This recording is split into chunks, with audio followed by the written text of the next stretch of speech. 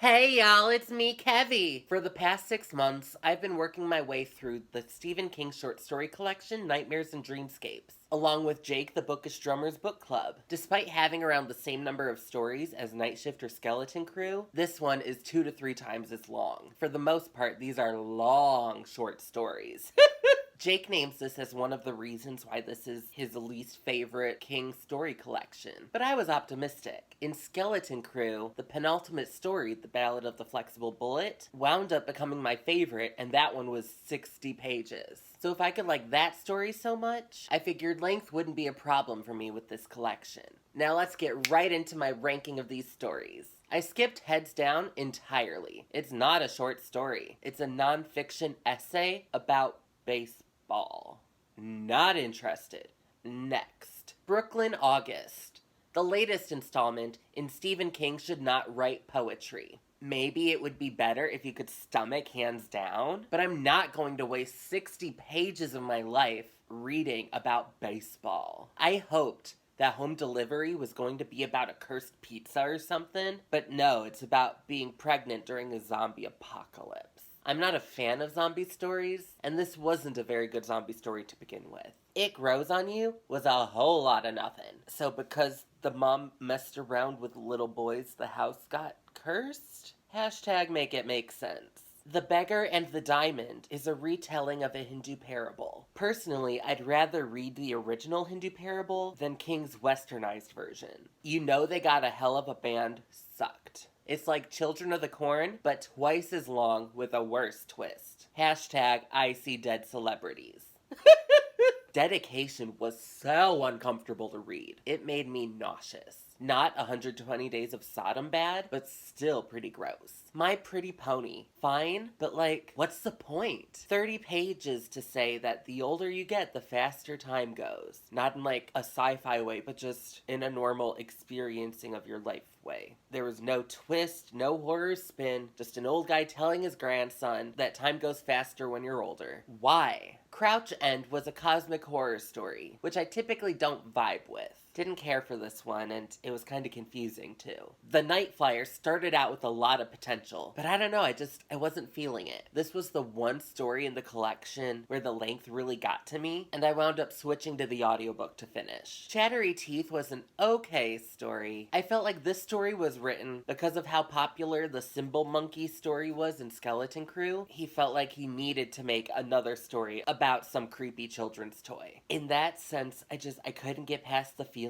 that it was derivative, even if the story itself wasn't all that similar. The end of the whole mess was fine. I didn't like how much he kept repeating, "Oh, I gotta write faster. Oh shit, I'm not writing fast enough." If you're supposed to be writing quickly, stop wasting so much damn time repeating yourself. Popsy, creepy childhood abduction story. The twist.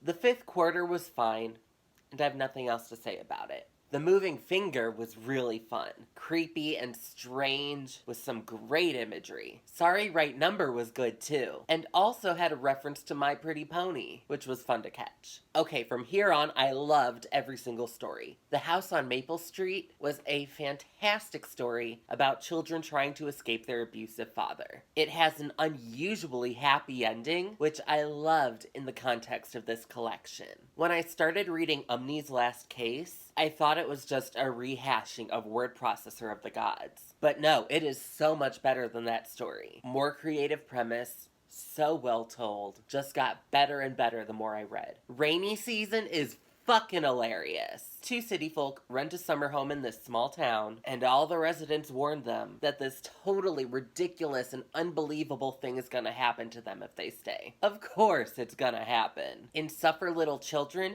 a teacher believes her students are changelings. I loved this one so much. Sneakers was excellent. About a guy who finds that every time he goes into the bathroom, the same pair of sneakers can be seen under the stall door. The Doctor's Case was Stephen King writing a Sherlock Holmes story. It was really fun, and I loved the way he handled Watson's character. Nightmares and Dreamscapes starts off with a bang with Dolan's Cadillac. For most of the book, this was my favorite in the collection. A twisted tale of revenge that was truly horrendous. Loved every minute of it. Only one story managed to usurp Dolan's Cadillac's top spot. And that was the 10 o'clock people. This one is about office workers who all have their smoke break at 10 a.m., which causes some of them to have a special ability. You gotta suspend your disbelief to make it work. But if you can manage that, this story is so good. Very They Live vibes. So here's my ranking of the stories from Nightmares and Dreamscapes. I loved 10 o'clock people through the house on Maple Street. I liked Sorry Right Number and The Moving Finger. Fifth Quarter through Chattery Teeth were fine. I didn't really like Night Flier through Dedication and hated the rest. Percentage-wise, this means I loved exactly 1/3 of the collection.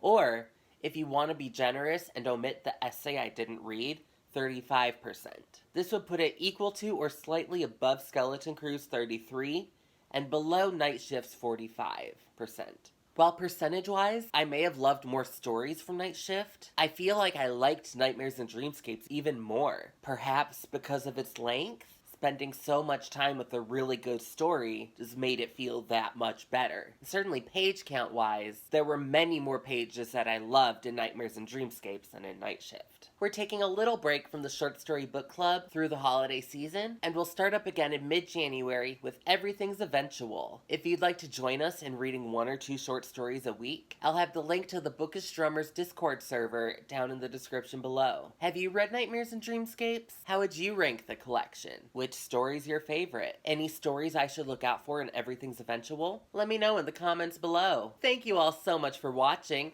Don't forget to like and subscribe. And if it pleases and sparkles, I'll see you in the next video. Mwah!